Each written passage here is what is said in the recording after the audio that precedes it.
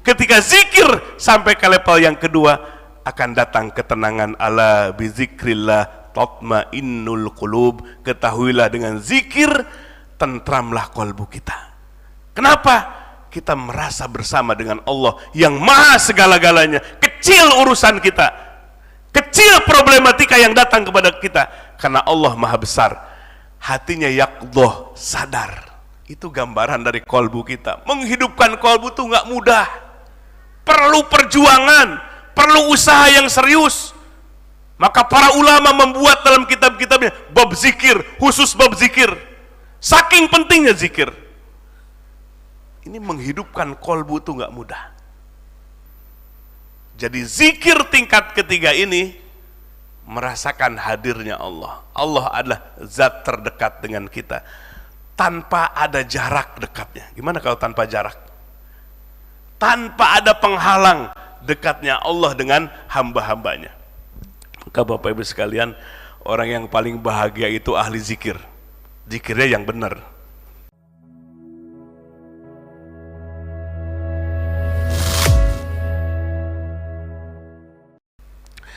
Lalu tingkatan yang kedua, fa'asa ayyarfa'aka min zikrin ma'a wujudi ghaflatin ila zikrin ma'a wujudi yaqdatin. Tadi jangan tinggalkan, walaupun masih level yang pertama, zikir tingkat PAUD atau TK. Jangan berhenti. Sebab dalam zikir itu ini tingkatannya. Kalau kita meninggalkan zikir yang pertama, kita tidak akan naik kelas. Kalau Bapak Ibu sekalian, anak kita tidak dihantarkan ke SD, tidak akan naik SMP.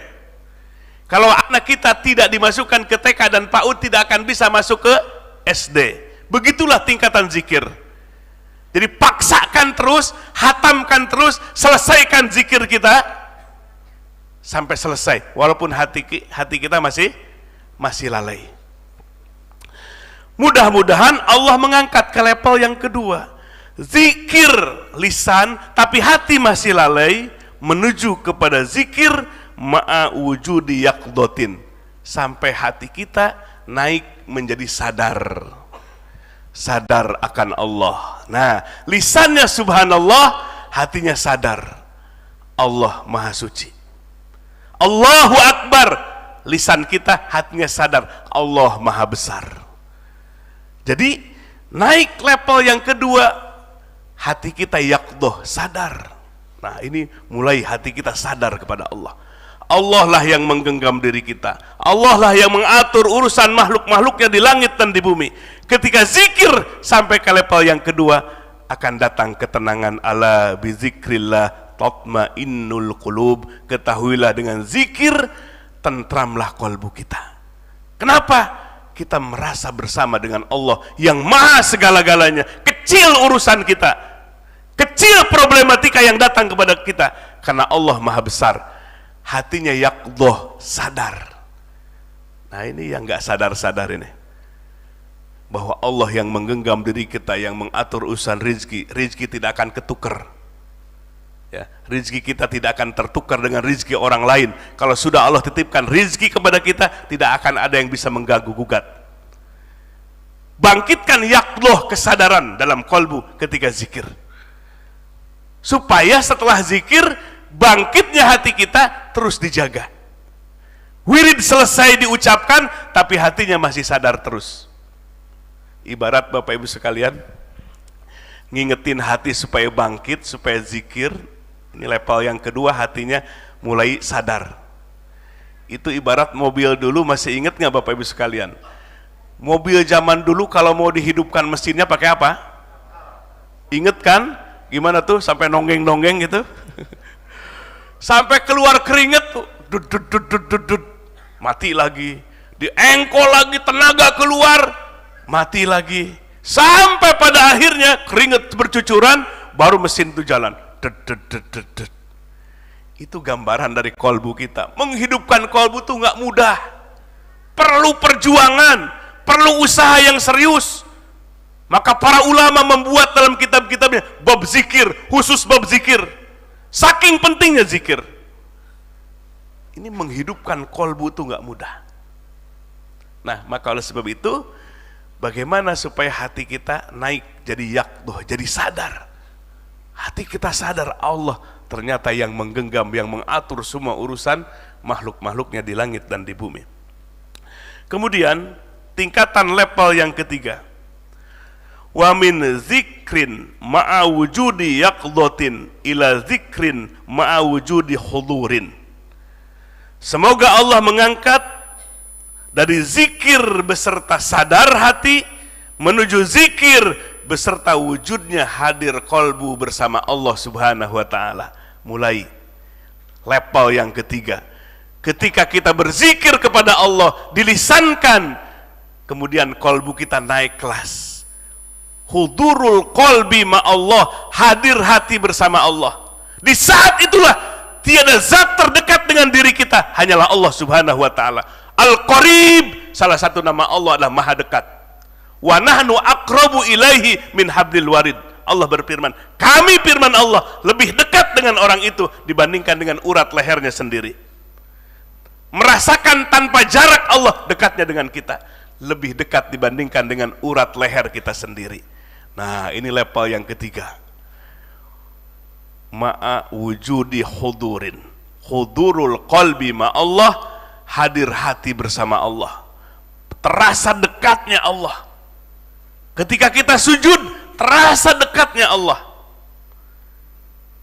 Jadi zikir tingkat ketiga ini merasakan hadirnya Allah. Allah adalah zat terdekat dengan kita tanpa ada jarak dekatnya. Gimana kalau tanpa jarak?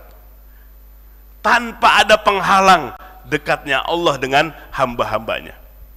Maka Bapak Ibu sekalian, orang yang paling bahagia itu ahli zikir. Zikirnya yang benar, sesuai dengan tingkatannya para ulama. Kenapa? Dalam hadis qudsi, Bapak Ibu sekalian, ana inda dzanni abdi bi, hadis qudsi. Aku tergantung dari prasangka hambaku kepadaku. Contoh bagaimana? Ana ma'ahu hina yadzkuruni. Aku akan bersama dengan orang itu selalu zikir kepadaku. Jadi Allah itu terserah kepada prasangka hambanya. Kalau hambanya menyangka Allah jauh, Allah jauh. Kalau hambanya menyangka Allah tidak akan menolong, Allah tidak akan menolong. Rumusnya adalah kita yang butuh kepada Allah, kita yang diciptakan butuh kepada yang menciptakan. Itu rumusnya. Melangkahlah kepada Allah, mendekatlah kepada Allah, Allah akan dekat dengan kita. Fazkuruni azkurkum, zikirlah kalian kepadaku, aku akan zikir kepada kalian. Maka aku akan bersama selalu dengan orang yang orang itu selalu zikir kepadaku. Ini orang yang paling bahagia, orang yang sudah merasakan hudurul qalbi ma Allah, hadir hati bersama Allah, bukan di saat zikir saja. Kapanpun dan dimanapun kita berada, hati kita merasa bersama dengan Allah, merasa dekat dengan Allah subhanahu wa ta'ala. Maka hilanglah yang namanya rasa takut. Dalam Al-Quran 2 yang membuat manusia gelisah, apalagi zaman modern sekarang, itulah yang disebut dengan penyakit psikosomatis. Pertama, rasa takut ketika besok akan terjadi apa ya? Perusahaan kita jangan-jangan akan bangkrut, perusahaan kita jangan-jangan akan pailit, apa yang akan terjadi? Inflasi segala macam. Itu rasa takut. Yang kedua, terjadi ternyata sedih. Orang yang selalu zikir kepada Allah, benar zikirnya, dua penyakit ini akan hilang. Takut sesuatu yang akan terjadi, ketika menimpa sedih, maka akan hilang ketika kita benar-benar zikir kepada Allah subhanahu wa ta'ala. Ya, sering disampaikan Nabi, ya, ketika di Gua Sur dengan sahabatnya Abu Bakar Siddiq, musuh sudah di mulut gua, mereka sudah menghunus pedang, tinggal nunduk saja lihat ke dalam pasti akan melihat Nabi, tapi Allah menjaganya. Bagaimana Nabi kepada Sayyidina Abu Bakar yang sedang menangis?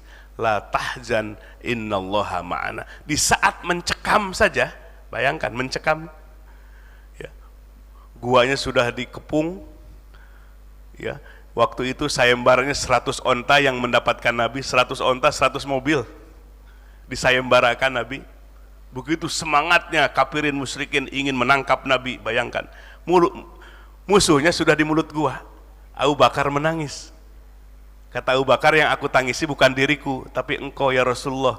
Aku takut engkau ditangkap, engkau dibunuh. Bagaimana sabda Nabi? La tahzan, jangan sedih engkau Abu Bakar. Innallaha ma'ana, sesungguhnya Allah beserta kami. Ini kekuatan, spiritualitas. Tuh sembako naik sedikit mah wajar lah. Jangan sedih ibu-ibu. Minyak goreng langka, jangan sedih dah. Kalau dibandingkan dengan peristiwa Nabi di Gua Thur, masih jauh. Ancamannya nyawa. Tapi Nabi mengeluarkan kata-kata dari hati yang dirasakannya. Jangan sedih, sesungguhnya Allah beserta kami. Ini kekuatan. Innallaha ma'ana, sesungguhnya Allah beserta kami. Bukan hiasan bibir ucapan itu, tapi mengalir dari kolbu yang merasakan hadirnya Allah. Maka orang yang benar-benar merasakan hadirnya Allah di saat zikir ataupun keluar dari zikir, itulah orang yang bahagia. Kenapa? Kolbunya bersama dengan Allah. Orang yang paling resah dan gelisah itu kalau kolbunya dengan dunia. Kalau dunianya dijadikan cita-cita dan harapan hidup, maka dia akan orang yang menjadi orang yang paling sedih. Coba Bapak Ibu sekalian, kalau duduk di kursi yang kokoh gini, kira-kira nyaman apa tidak? Bisa tidur apa tidak? Bisa ngantuk apa tidak? Bisa. Tapi kalau duduk kita di atas kursi reot, kira-kira bisa tidur apa tidak? Takut jatuh, takut ambruk. Itulah gambaran kolbu kita kalau bersandar kepada yang maha Allah subhanahu wa ta'ala, tenang hidup ini. Apa yang terjadi hari esok, Allah tidak akan berbuat zalim kepada hambanya sedikit pun.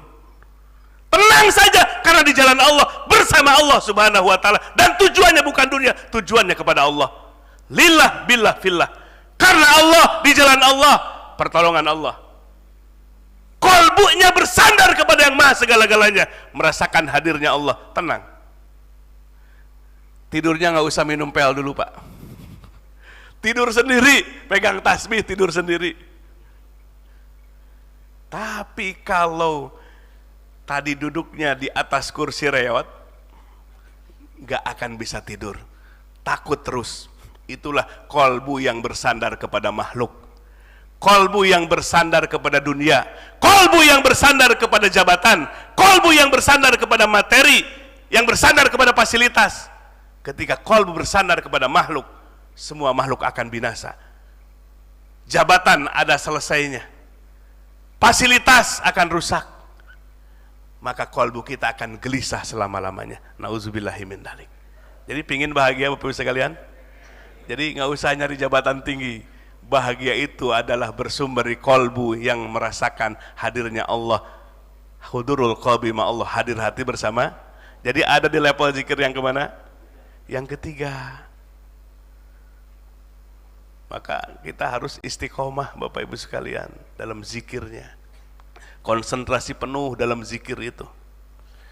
Baru yang keempat ini, puncak zikir. Wa min zikrin ma'a wujudi hudurin, dari zikir, mudah-mudahan Allah mengangkat, dari zikir beserta wujudnya hadir Allah dalam kalbu. Ma'a wujudi ghaibatin ila zikrin ma'a wujudi ghaibatin, menuju kepada zikir beserta wujudnya hilanglah amma siwal madkur, selain daripada yang disebut yaitu Allah subhanahu wa ta'ala. Maksudnya apa? Puncak zikir adalah satu kesadaran kolbu kita, kesadaran spiritualitas, di mana kolbu kita merasakan bahwa Allah lah yang mawjud, bahwa Allah lah yang wujud yang hakiki, sumber dari segala yang mawjud, bahwa Allah lah sumber dari segala yang eksistensi. Allah lah segala-galanya. Sehingga di saat zikir di level keempat, yang lain semua makhluk tiada disadari adanya. Yang ada hanyalah Allah subhanahu wa ta'ala. Itulah makna la mawjuda illallah. Tiada yang mawjud kecuali Allah. Bayangkan Bapak Ibu sekalian, ini kesadaran tertinggi ketika Allah berikan zikir pada level yang keempat ini. Saat zikir semuanya hilang, semuanya gaib, bahkan dirinya pun gak ada. Yang ada hanya satu, dia adalah Allah subhanahu wa ta'ala. Ini puncak zikir, namanya zikir ahlul fana. Orang yang sudah merasakan rusaknya semua, hilangnya semua makhluk, yang ada wujud hanya Allah subhanahu wa ta'ala. Nah di saat itu Bapak Ibu sekalian, kalau kolbu kita dalam puncak spiritualitas, ucapan zikir nggak diperhitungkan lagi. Mau salah menyebutnya, mau salah melafalkannya, itu jangan dihitung lagi. Kenapa? Karena kondisi kolbunya saat itu dia sudah tidak ada yang disadari kecuali hanya wujud Allah. Jadi kalau bacaannya pun salah ketika zikir, itu jangan dihukumi salah. Kenapa? Karena kolbunya dia sedang merasakan wujudnya Allah. Yang lain tiada, yang lain gaib, yang lain sirna. Hanya Allah yang dirasakan. Inilah zikir, namanya zikir ahlul fana. Maka Rasulullah SAW, Bapak Ibu sekalian, satu waktu malam giliran tidur di kamarnya Aisyah radhiyallahu anha. Ketika Aisyah bangun, nabinya nggak ada. Dicari oleh Sayyidina Aisyah radhiyallahu anha, ternyata ada di masjid. Nabi ketika itu sedang sujud. Lama sujudnya, ditunggu oleh Aisyah. Sampai Aisyah, jangan-jangan Nabi wafat. Sampai begitu. Saking lamanya sujud. Lalu Aisyah mendekat Rasulullah SAW, lalu jari jemari Rasulullah SAW digerak-gerakan oleh Aisyah, digerak-gerakan. Lalu akhirnya jari jemari Nabi bergerak. Wah, senang sekali Aisyah. Kemudian Nabi bangun, maka berurai air mata, tempat sujudnya basah. Di saat itulah Nabi sedang merasakan tiada yang mewujud kecuali Allah. Satu puncak kesadaran tertinggi, spiritualitas tertinggi adalah merasakan wujudnya Allah. Allah adalah sumber dari segala yang mewujud, dari segala yang ada. Sehingga ketika itu merasakan yang lain tiada, yang ada hanyalah Allah subhanahu wa ta'ala. Inilah kenikmatan spiritualitas Bapak Ibu sekalian. Ketika kita mendapatkan level zikir yang keempat, lihat dunia itu kecil. Lihat jabatan tuh nggak ada apa-apanya. Lihat dunia ini kecil. Tidak bangga dengan dunia, tidak bangga dengan jabatannya, kecil sekali. Mataun kolil, kenikmatan yang secuil. Sehingga keluar ukapan kata-kata ad-dunya jipatun wa talibuha kilabun. Dunia itu adalah gambaran dari jipah. Jipah itu apa? Jipah itu artinya bangkai. Dunia itu apa? Dunia itu yang nggak dipakai ibadah. Jabatan nggak dipakai ibadah, harta nggak dipakai ibadah, keluarga nggak beribadah, itu namanya dunia. Itu pandangan tasawuf. Dunia itu bukan materinya, bukan hartanya, bukan jabatannya dunia itu, tetapi dunia itu adalah dampak negatifnya. Ketika jabatan kita nggak dipakai ibadah, ketika harta kita nggak dipakai ibadah, itu namanya dunia. Dunia seperti itu jipatun, dalam pandangan mata para ulama, supi itu adalah bangkai. Wa talibuha kilab, orang dan yang mencari, yang memburu bangkai adalah kilab, anjing. Bayangkan Bapak Ibu sekalian, ya, orang yang mencari-cari jabatan, harta, ambisi kekuasaan, itu adalah kilabun. Seperti apa? Seperti anjing yang kelaparan. Nah, maka oleh sebab itu dunia itu adalah sesuatu yang tidak dipakai ibadah kepada Allah. Tapi kalau harta kita, jabatan kita dipakai ibadah, itu adalah justru balagun ilal akhirah, media yang menghantarkan kita untuk mendapatkan prospek akhirat kita. Amin ya rabbal. Bapak Ibu sekalian, inilah 4 tingkatan kesadaran, ya, dalam kolbu kita saat berzikir kepada Allah subhanahu wa ta'ala. Jadi yang pertama adalah zikir ma'agoplatin, zikir tapi hatinya masih lalai. Mudah-mudahan Allah mengangkat kepada level yang kedua, zikir ma'ayaqdotin, zikir beserta hati kita sadar kepada Allah. Baru yang level yang ketiga adalah zikir ma'awujudi hudurin, zikir merasakan hadirnya Allah, zat terdekat dengan diri kita. Baru yang keempat adalah wujudi ghaibatin amma siwallah, zikir merasakan gaib semua, hilang semua, sirna semua, yang ada hanyalah wujud Allah yang hakiki, wujud Allah subhanahu wa ta'ala. Mudah-mudahan naik terus ini. Kita kira-kira baru di level yang mana ini? TK, SD, SMP, perguruan tinggi. Masih TK juga. Ibu-ibu zikirnya kalau mau zikir tuh udah HP-nya matiin dulu. Ini lagi zikir kring-kring. Gimana? Di saat kita kontemplasi, di saat kita merenung, di saat kita mendekatkan diri kepada kolbu tuh haus dengan Allah, sebab kolbu kita ditiupkan oleh Allah. Kolbu kita bukan dari tanah seperti jasad kita. Kolbu kita itu ditiupkan oleh Allah. Wa nafakhtu fihi min ruhi faqa'u lahu sajidin. Hebat penciptaan kolbu kita, tiupkan oleh Allah, bukan dari benda, bukan dari tanah. Maka kebutuhan kolbu kita adalah ingin menyatu dengan Allah. Maksud menyatu kecintaan dengan Allah, menyatu kasih sayang dengan Allah subhanahu wa ta'ala. Bukan menyatu secara zat, tapi menyatu kecintaan kita dengan Allah, pingin bersama dengan Allah. Itulah hasrat dari kolbu kita. Maka oleh sebab itu latih hanya dengan zikir. Maka para ulama membahas khusus tentang bab zikir, saking pentingnya zikir untuk meningkatkan spiritualitas kita, level zikir kita, level kesadaran kolbu kita. Puncaknya adalah merasakan bahwa Allah lah wujud yang hakiki, semuanya sirna. Allah lah sumber dari segala yang maujud. Ini adalah puncak tertinggi. Sehingga kalau kolbu kita merasakan level demi level, kita tidak akan terpedaya dengan jabatan, tidak akan terpedaya dengan harta, tidak akan terpedaya dengan pergaulan-pergaulan bebas. Hatinya sudah merasa bersama dengan Allah subhanahu wa ta'ala. Baik Bapak Ibu sekalian, itu saja yang bisa disampaikan. Materi di pagi hari ini mudah-mudahan memberikan pencerahan bagi kolbu kita, merasakan hadirnya Allah subhanahu wa ta'ala.